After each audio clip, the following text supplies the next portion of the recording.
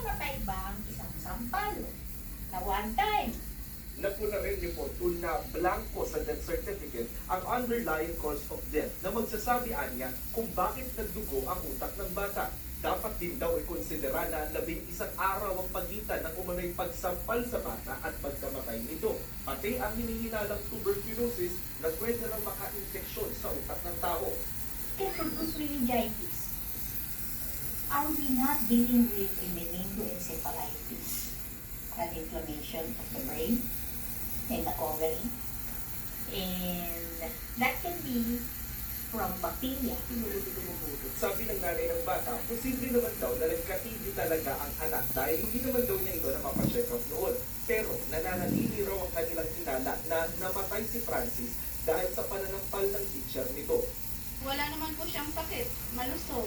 Saan po ba nanggaling yung Nakamatay pala yung sampal? Oo, puta na eh. Kung mahina ulit yung ano mo. Puta kung malakas pag sampal, maalog yung utak. At yun, sampal, hindi ko joke ako ng teacher eh. Tapos yung pingot, ano kayo?